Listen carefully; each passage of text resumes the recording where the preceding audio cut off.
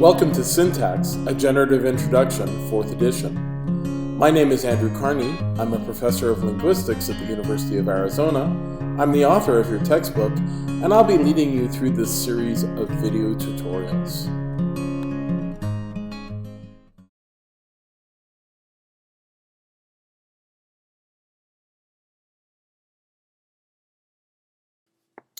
In the last set of videos, we talked about how you could simplify our grammatical system by collapsing our three movement rules, DP movement, head movement, and WH movement, into a single rule, a very simple rule, move, which says move stuff around, provided you had a simple description of how we constrain that operation.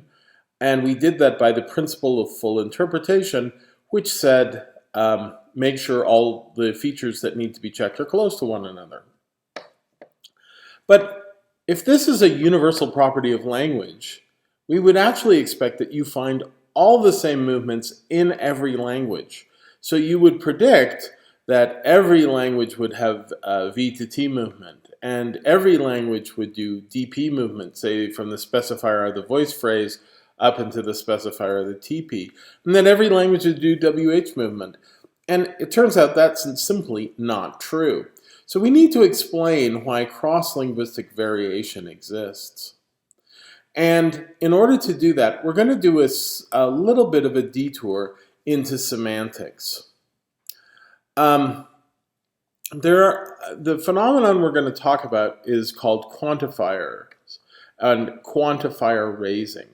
Quantifiers are words like numerals or every and all, or some, or one, that quantify how many elements there are inside of a DP. There are many different kinds of quantifiers, but we're going to focus here on two. The universal quantifier, which in logic is written as an upside down A, and it roughly translates in English to every or all. The other quantifier we're going to talk about is the existential quantifier, which is written with a backwards capital E, and it stands for things like some or one. So for example, every boy loves potatoes. That's a universal quantifier. It's saying that there are no boys that don't like potatoes. The existential quantifier asserts the existence of at least one, maybe more, individuals who have some properties. So some boy likes potatoes asserts that there's at least one boy out there that likes potatoes. Now we're going to talk about the interaction of these two quantifiers as they pertain to a language like English. Here's the phenomenon we want to observe. The sentence, everybody ate an apple, or everyone ate an apple, is actually ambiguous. It can have two meanings. The first meaning is each person ate their own apple. So Franco ate his apple, and Suzanne ate her apple, and Maria ate her apple, and each one ate a different apple. There's another interpretation, which is a little harder to get, which is that there's a single apple, and everyone ate it. So everyone in the context ate it. Maria took a bite out of this apple. Franco took a bite out of the same apple. Suzanne took a bite out of the same apple again. So that meaning, there was a single apple that everyone had a piece of, is a little harder to get, but it is in fact a legitimate interpretation of the sentence, everyone ate an apple. So this has two meanings. Now, we've argued before that when a sentence is ambiguous, it's going to have two different structures, one for each of the meanings. So what are the two different structures that give us this ambiguity? Now we can sort of get at this by using logic or sort of a pseudo-logical notation to sort of capture the basic intuition behind the two meanings. So if we translate this into sort of logical English, using some variables just to make it work, the first meaning, the easy meaning, where each person had their own apple, is for every person X, substitute in whatever you want for X, there is some apple Y, substitute in whatever you want for Y, such that X ate Y. So effectively, each person had some apple. That's the easy meaning. In logic, we would notate this with what is called the wide scope of the universal quantifier. That's a fancy term for saying we put the universal quantifier on the outside and we put the existential quantifier on the inside. So this says exactly the same thing as the English above. For all x, there is some x such that x ate y. Now, so take every person and match them with an apple. The alternative meaning, the more difficult meaning, where there's a single apple that everyone had, appears to have the reverse relationships of the quantifiers. So what it says is, for some apple y, take some specific apple y, every person ate that one. Right? So we're choosing out of the world some particular apple y, and each and every single person ate that y. This is represented by flipping the order of the quantifiers, both in the English description, right? For some apple y, every person ate y. Then we've simply flipped the order. We also do it in the logical notation. This says, for some apple y, for all people x, x ate y. We call this particular interpretation the narrow scope of the universal quantifier, because the universal quantifier here is only about the operation of x eating y. It doesn't say anything about what the nature of y is.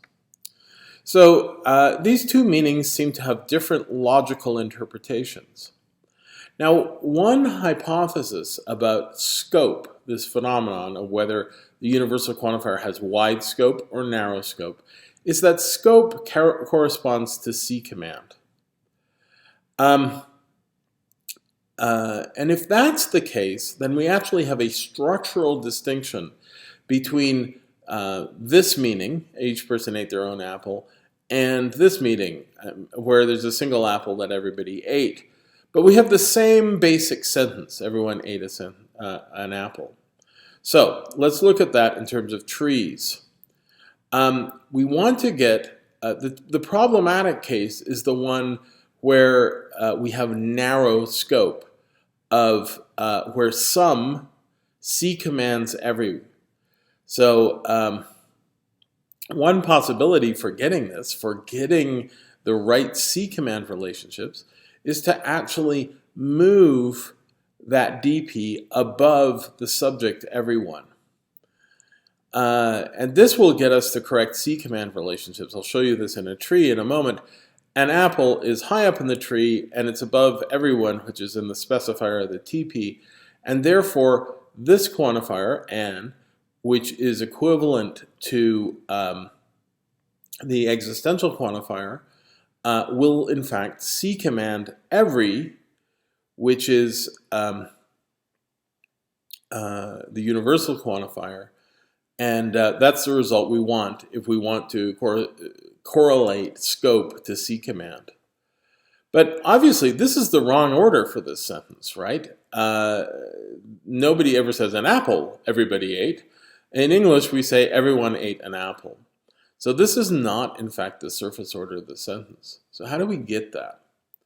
One possibility, and hold on to your wallets now. You're going to be a little suspicious of this idea, but go with me, is that there is movement that you don't actually hear. So all of the cases of movement we've talked about up to now, WH movement, DP movement, head movement, we've looked at cases where you can actually see the relationship between the base position from which the element moves to the surface position where it shows up in the actual sentence.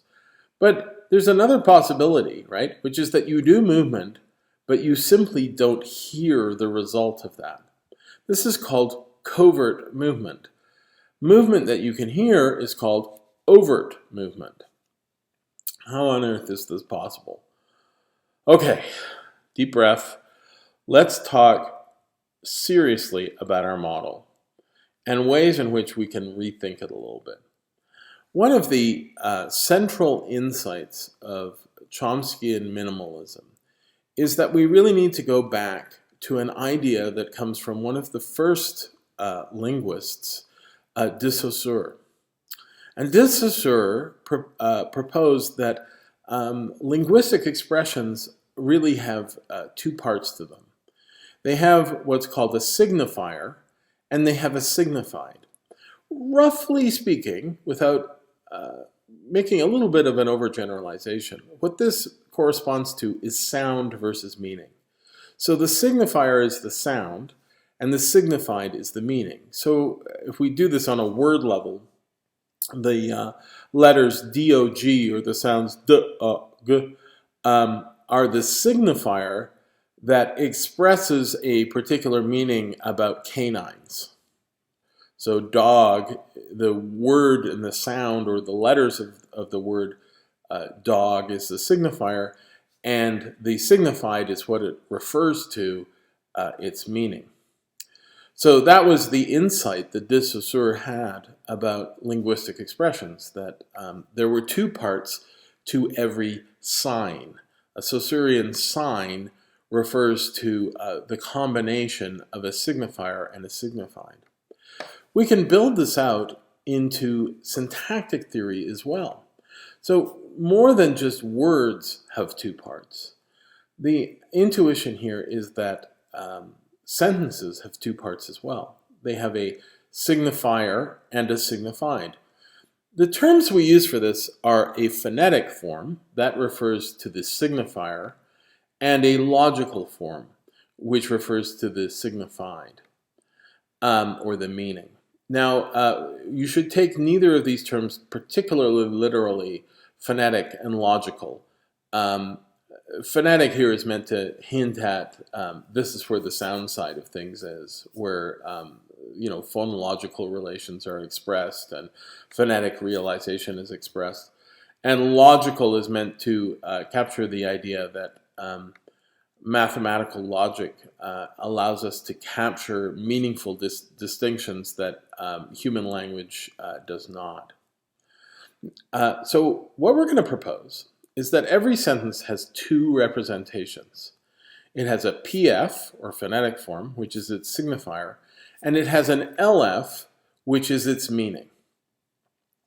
We call these levels, these representations, interface levels, because they're viewed as the connection point between the syntactic system, which combines words together into sentences, and our semantics on one side, our LF, and our phonology on the other, our PF. So these interface levels are connections between at least three major systems. The system of combinatorics we call syntax, the system of phonetic realization that we call phonology, morphology, phonology, and phonetics, and the system of semantic understanding, or the LF, which includes both pure semantic information, but also information about pragmatics and context and things like that. So keep in mind we're claiming that sentences really have two parts. So what about if we propose a slightly different model to what we've been talking about up to now in terms of the computational component? So we're going to start again with a lexicon, our list of words. And then we're going to have an operation called merge, or if you prefer, we'll use our X-bar rules. For now, we'll use X-bar rules. And that's going to generate our D structure. Now, technically speaking, in real minimalism, there is no D structure. But for our purposes, we'll just keep using this term because it's a helpful mnemonic. You can read the literature on minimalism after you complete this book, and you'll learn what happened to deep structure or destructure. But we'll just keep using it for the moment. So what happens is that we take our words out of the lexicon, we combine them together into tree structures, and that gives us our D structure.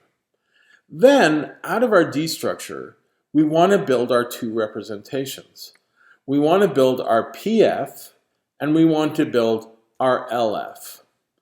Now, that is going to happen through our transformations, which move things around and insert information like do support and expletive insertion. And our goal is to create these two different forms, the phonetic form and the logical form. Now you'll notice my arrows here are shaped like a lambda or an upside down Y. And this is not a coincidence. This is, in fact, quite intentional. The idea we're going to have in order to explain covert versus overt movement is about timing of things relative to where you create the phonetic form, which is what you actually hear or say. We are going to claim that all languages do the same sets of operations between D structure and logical form. So that includes move and insertion, and that is what is required by the principle of full interpretation. So every language, whether it's Japanese or French, are going to construct the same logical forms. This is the idea that is sometimes known as a universal semantics. So every language can express the same basic ideas, the same, even some of the same nuances, by getting from their D structure to their logical form using the same operations.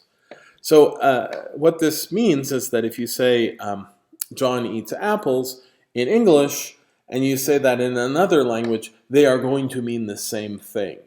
Their LFs will be identical. Now, how do you get there? You're going to do a bunch of movement. And we're going to capture two different kinds of movement. The first kind of movement we'll call overt movement. Overt movement is the movement you hear. So that is almost all the different kinds of movement we have talked about up to now.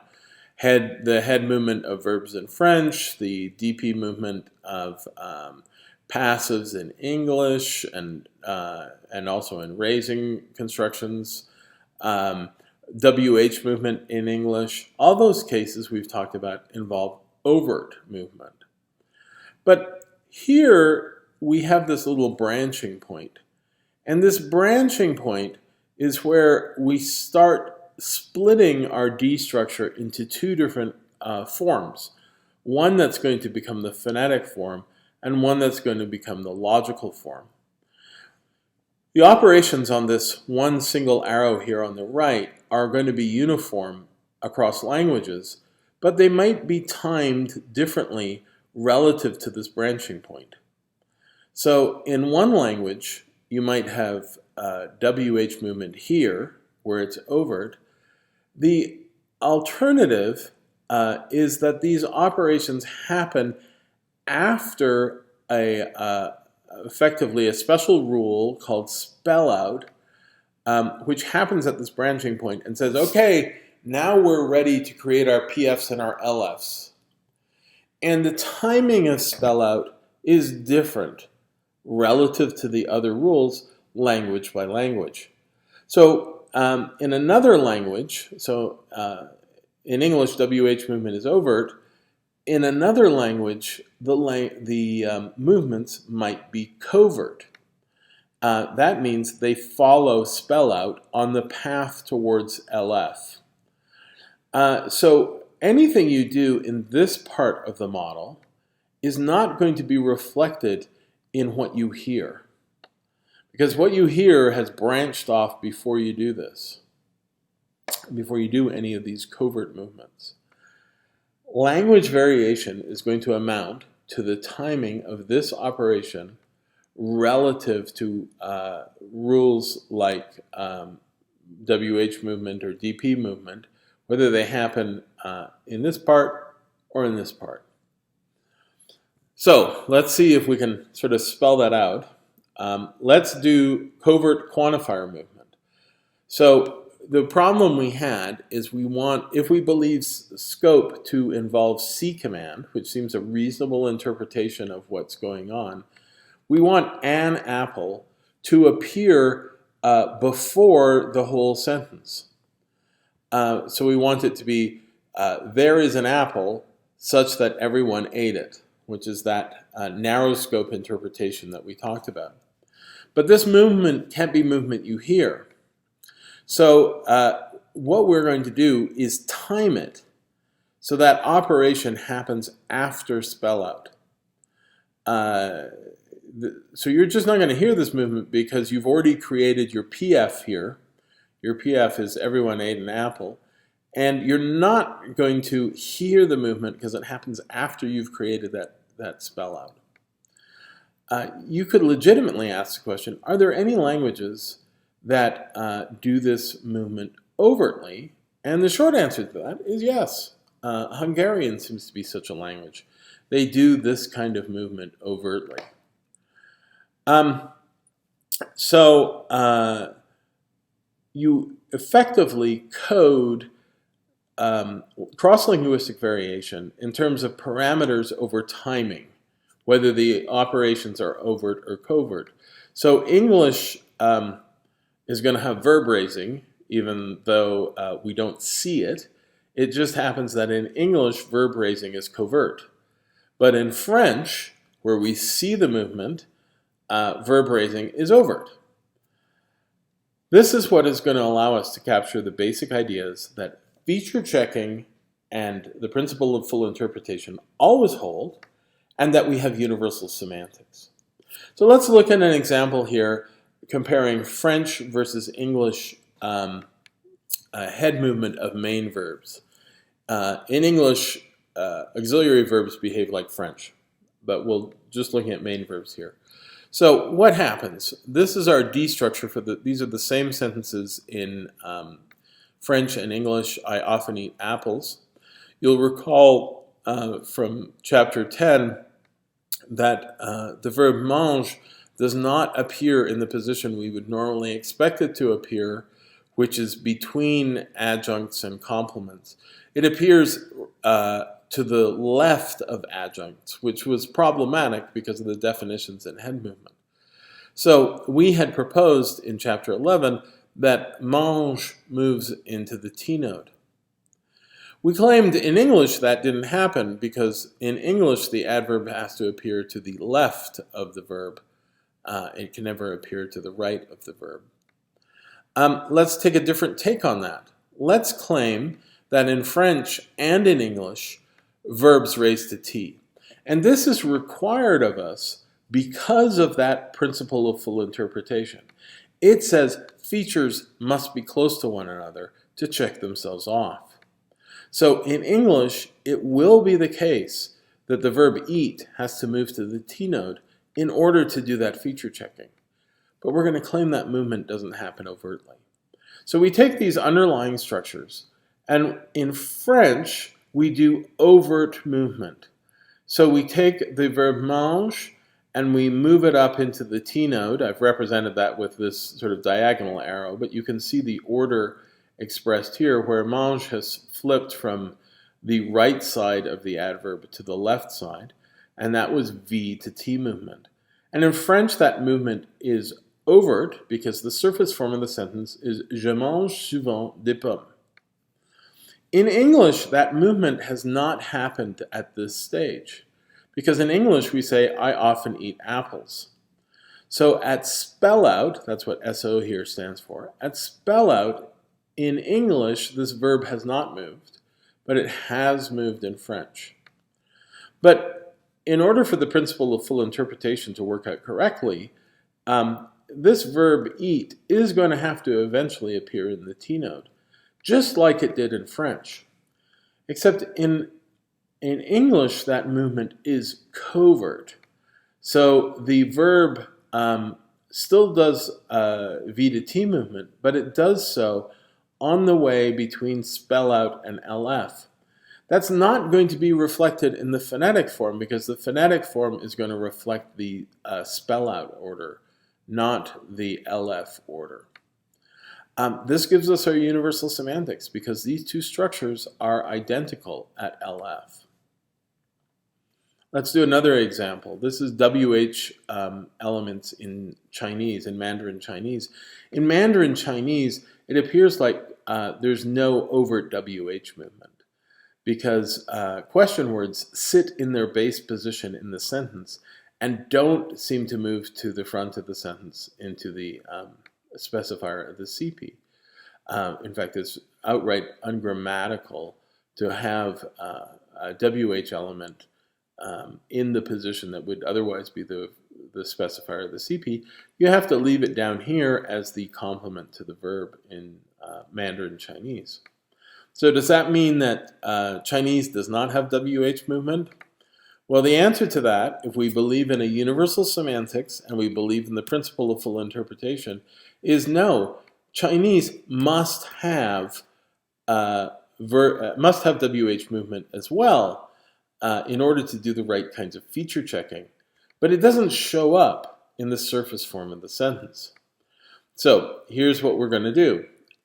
English is going to be a language with overt WH movement, and Chinese is going to be a language with covert WH movement. So at the spell-out level, in English, we have moved this WH element up to the specifier of the CP. I sort of cheated a little bit here and did do insertion and subject-aux inversion as well, just to get the right order of things. But I didn't indicate this in our little arrow here. But we've done overt movement of the what to the beginning of the sentence. In Chinese, by contrast, the WH word is not up here in the specifier of CP at spellout. And that reflects the fact that in Chinese, you, in fact, get the WH words in situ in their base position. So what happens is that at LF in Chinese, the WH word does move to the specifier of the CP. This would not be a grammatical sentence in Chinese. The grammatical form is the spell-out form.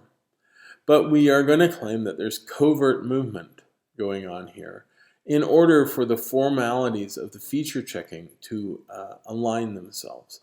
So you will notice that effectively the LFs of English and Chinese are identical, which reflects the fact that these two sentences mean the same thing. So the LF is our semantic representation. We want the structures to be the same because they mean the same thing. DP movement, we have the same kind of thing. So this is complicated by virtue of the fact that there's also verb movement in both of these languages. So bear with me on this one. But what we're going to claim is that French, which is a language with V movement, and Irish, which is a language with V to T movement, differ in whether they have overt DP movement or covert DP movement. What you'll remember about Irish is it's a VSO language. So the subject is appearing inside of the voice phrase. I've abbreviated voice phrase here as VP just for space reasons. So this is the voice phrase internal subjects. So we're going to assume that il in French is inside the voice phrase, and che in French is inside the verb phrase. Che means him, il means him. These two sentences both mean he eats apples. Now, what happens?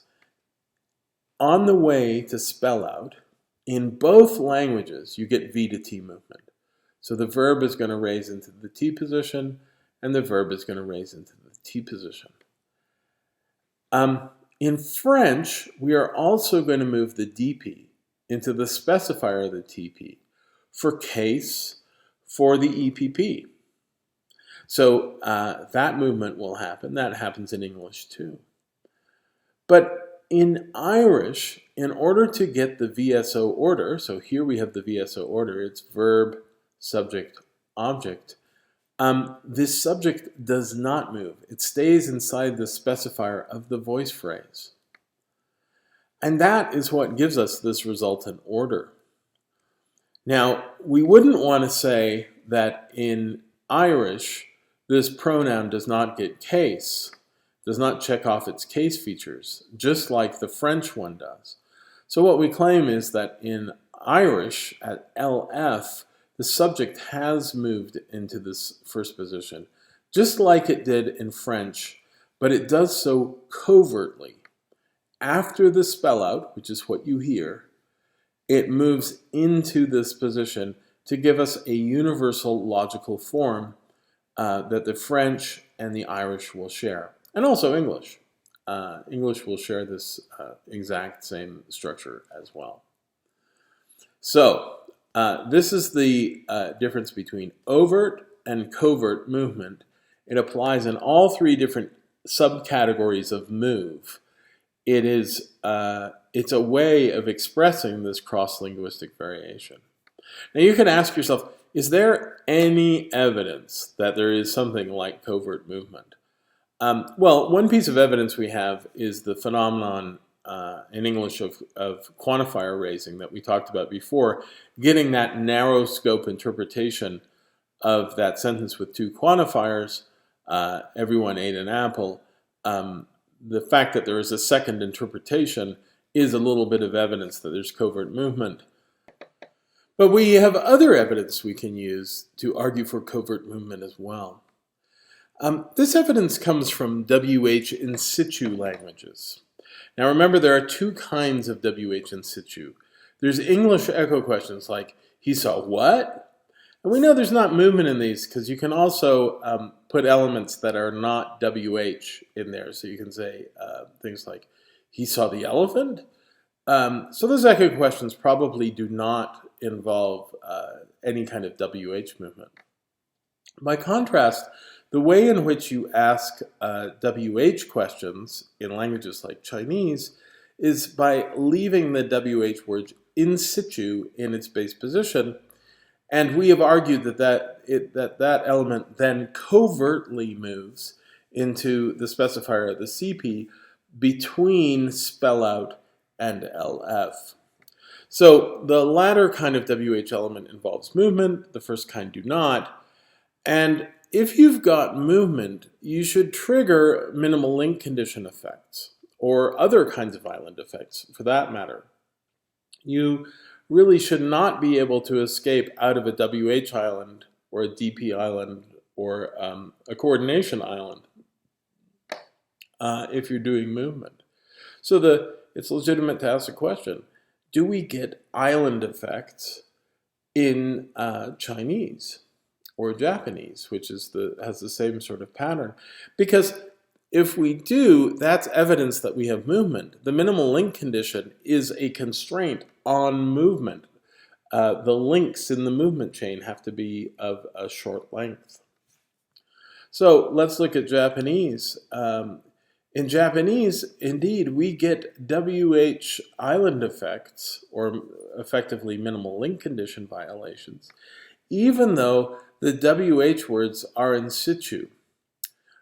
You would expect these items, for example, the what word, to generate a wh island because they are, you would expect that they wouldn't affect the minimal link condition violations because this is the base position for this element. This is the position where the element starts. So you would not, in fact, expect to find any minimal link condition violations if we didn't have movement. But if we have movement, the ungrammaticality of this sentence is explained. It's because the what word has moved across the where word. And that would be a wh island condition and be subject to the minimal link condition. So it follows then that even in languages with covert movement, you find evidence of constraints on movement. And that in and of itself is evidence that covert movement exists. you wouldn't expect constraints on movement to hold if there was no movement. So that seems to be evidence that, in fact, we have covert movement. So just a little bit of summary over this unit. We've argued that we can actually reduce the technology we have to one rule, or one movement rule anyway, called move, one basic principle of full interpretation, which says features must be close together. So move is to get features local to one another. We've tried to explain cross-linguistic variation in terms of timing. So the timing of the movement relative to the spellout operation. Does the movement happen before spellout or after spellout? But we want to claim that all these movements are universal because we have universal semantics. And that means that we will have some movements are overt and some movements are covert. And whether the movement is overt or covert is a parameterized function.